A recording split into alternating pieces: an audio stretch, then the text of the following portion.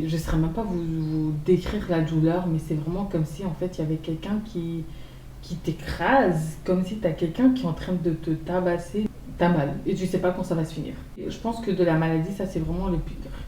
Parce que c'est pas quelque chose que tu peux contrôler. C'est il fait trop chaud, tu peux faire une crise. Il fait trop froid, tu peux faire une crise.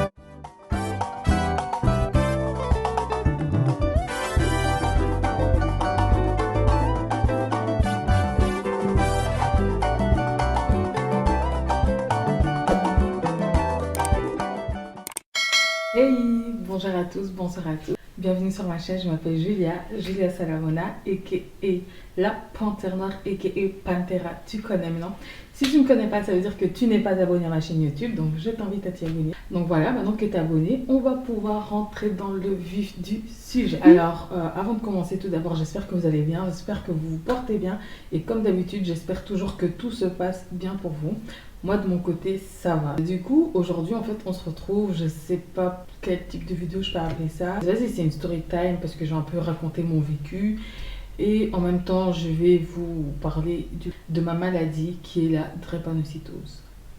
C'est une maladie quand même assez complexe, donc je vais essayer d'expliquer ça d'une manière que tout le monde puisse comprendre. La drépanocytose, c'est une maladie génétique donc, qui se transmet des parents à l'enfant. Bon, finalement, j'ai décidé de vous expliquer ce qu'était la drépanocytose avec quelques images pour que vous compreniez plus facilement. Donc la drépanocytose, c'est une maladie héréditaire qui touche du coup les hémoglobines des globules rouges. Alors, si tu ne sais pas ce que c'est, les globules rouges, en fait, c'est ce qui assure du coup le transport de l'oxygène vers tes différents organes, vers ton cœur, vers tes poumons, muscles, etc. Je vais te mettre ici à gauche une photo des globules rouges normaux.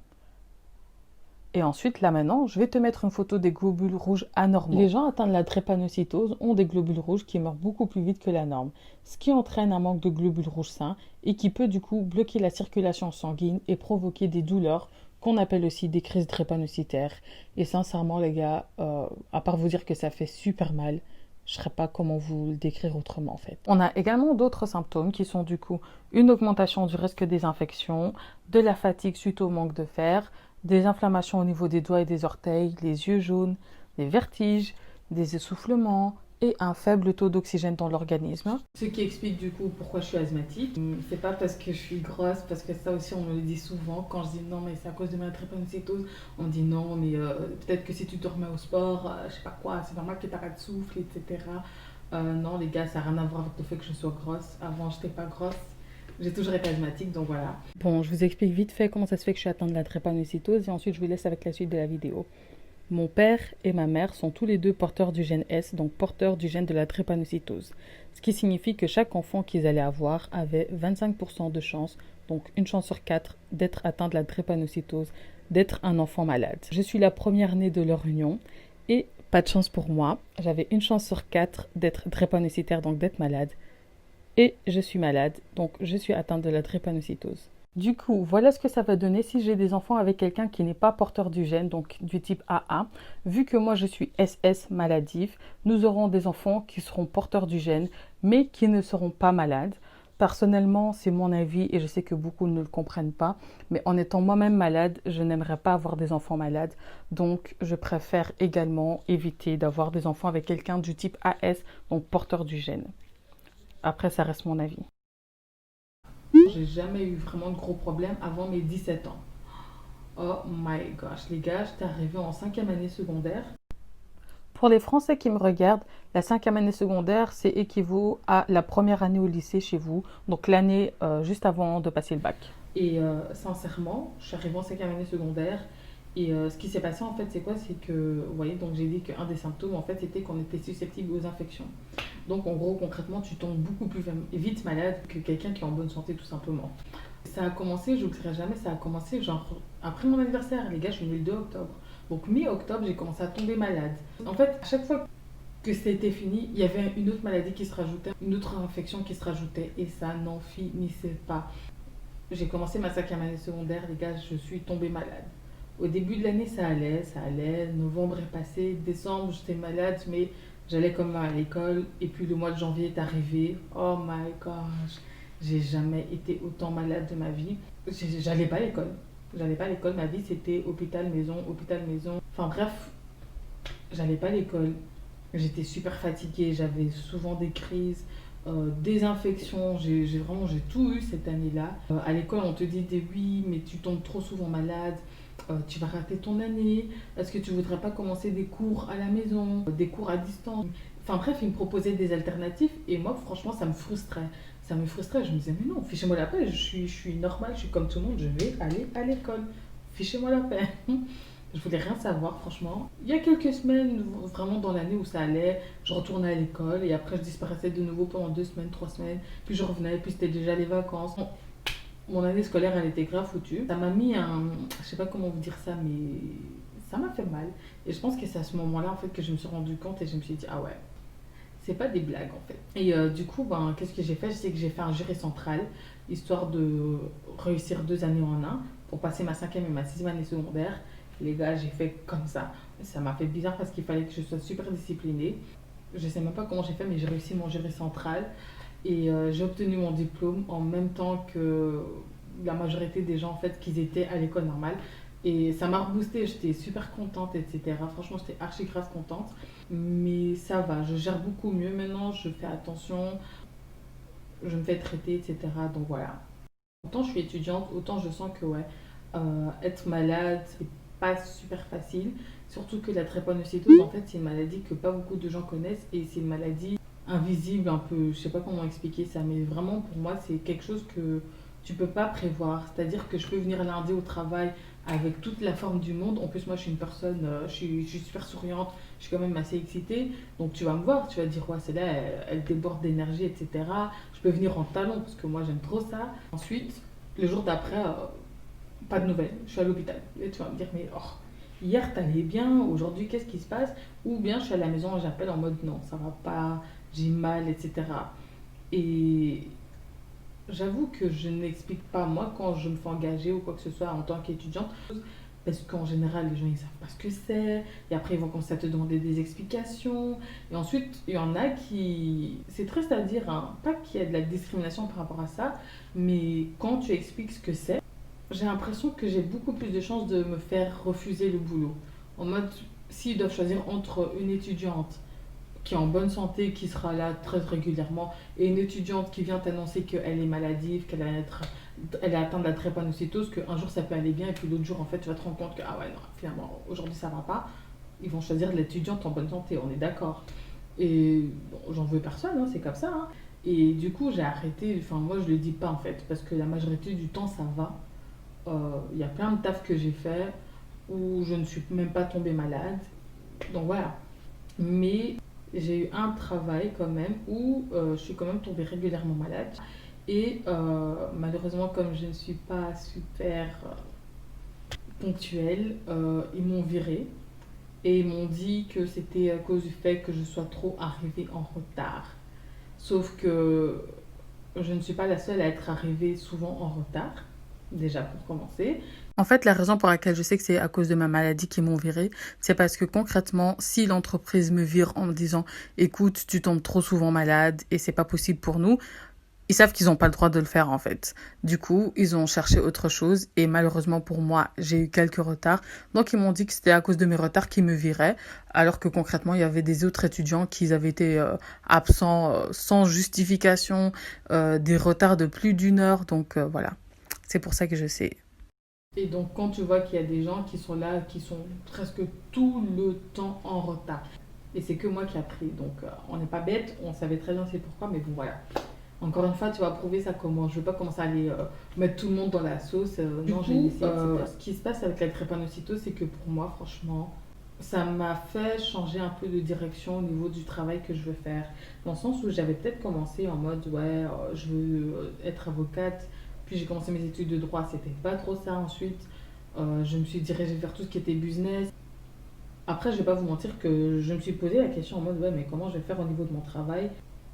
Et au final, ben, l'année passée, en fait, j'ai commencé vraiment à me diriger vers tout ce qui était entrepreneuriat et je me suis dit, franchement, moi, je pense que la drépanocytose a joué un grand rôle dans le choix du travail que j'ai envie d'effectuer. Je me suis dit, franchement, il faut que je puisse travailler de chez moi à la maison.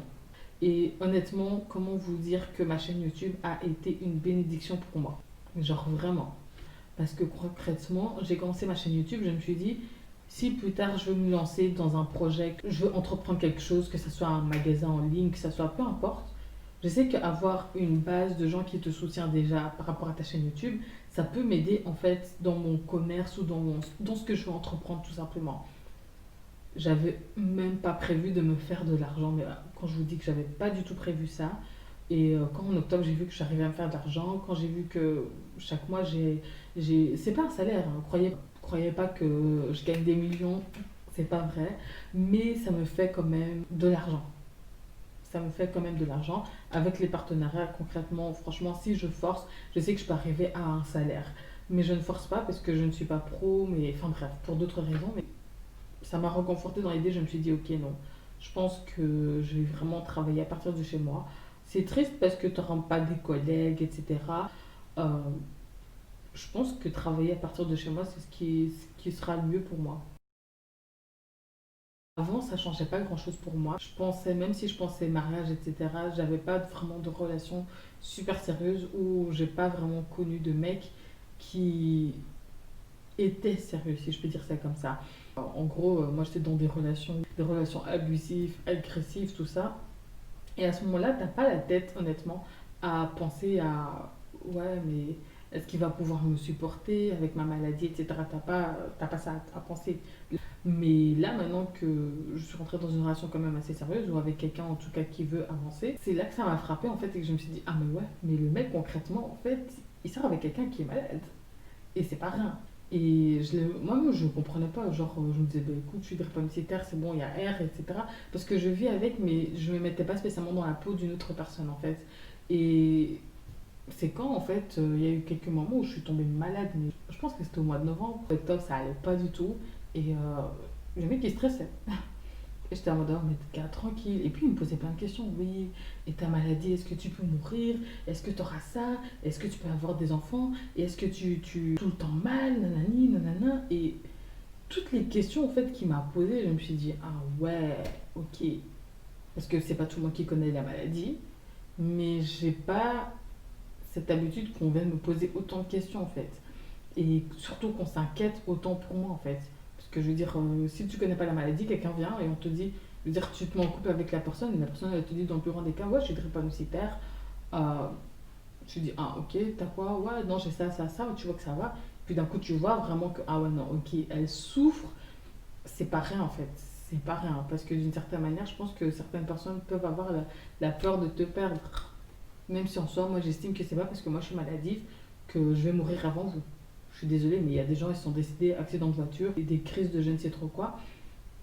Mais voilà, quand les gens ils savent que tu es malade, ils pensent à ta mort. C'est triste, mais pour moi c'est comme ça. Ils se disent, ah ouais, elle peut crever comme ça, là. Alors que non, j'ai 24 ans, je suis toujours là. Mais je pense que finalement, genre, ça joue un grand rôle dans ta relation parce que ça doit pas être facile en fait de voir quelqu'un que tu aimes déjà souffrir. Et donc c'est quand même une charge, c'est quand même une charge. Je m'en étais pas rendu compte, mais voilà. Après, je pense que si tu aimes la personne, ça peut aller.